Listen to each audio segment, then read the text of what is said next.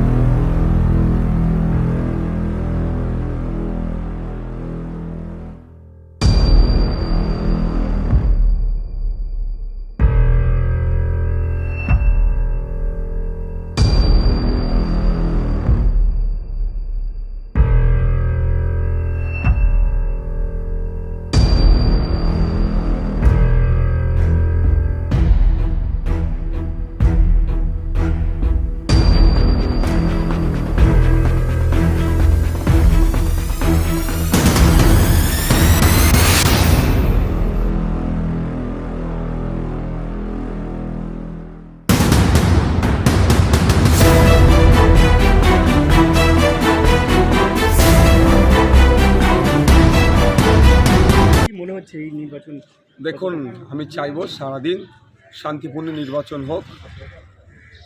মানুষ তার মতামতের জায়গা স্বাধীনভাবে দিক।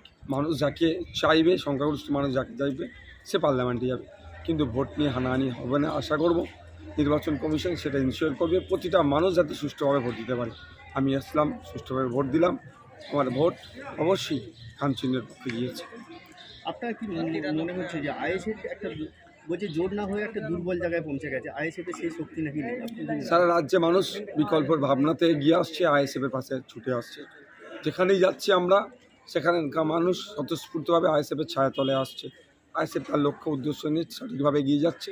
হ্যাঁ, যাওয়ার পথে যদি কেউ আইএসএফের সাথে হাত মিলাতে চায়, বিজেপি তৃণমূলকে পরাস্ত করার জন্য তাদের সাথে হাত মিলাতে প্রস্তুত আছি, কিন্তু আত্মসম্মান বিকিয়ে দিয়ে নয়, আত্মসম্মান বজায় রেখে যে কোনো জোটে আমরা যেতে রাজি আছি বিজেপি তৃণমূলকে হারাতে। বর্তমানে এই রাজ্যের আপনার ইলেকশন চলছে, এখানে কেউ হাত বাড়ায়নি, আমরা একা আর মতো আমরা লড়াই করে যাচ্ছি বিজেপি তৃণমূলকে কোণঠাসা করার জন্য। কর্মী সমর্থকদের উদ্দেশ্যে কি বলবেন? দেখুন, সবাইকে একটা কথা বলবো, সাধারণ মানুষ সহ সবাইকে, যে আসুন ভোট দিন, গণতন্ত্রকে রক্ষার লড়াইয়ে সকলে সামিল হন এবং ইসিআই যেন প্রত্যেকের ভোটটা ইনশিওর করে।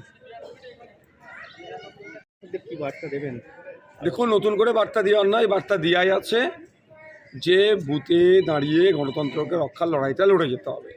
কোনো রকমভাবে বুথ লোডেদারদেরকে বুথে প্রশ্রয় দেওয়া যাবে না, ভোট লোড করতে দেওয়া যাবে না, বুথে এসে অরাজকতা করতে দেওয়া যাবে না। মানুষ তার মতামতটা প্রদান করবে, এর ব্যবস্থাটাও যেমন ইসিআই করবে, তার সাথে সাথে সজাগ ভূমিকা পালন করবে আইএসএফ।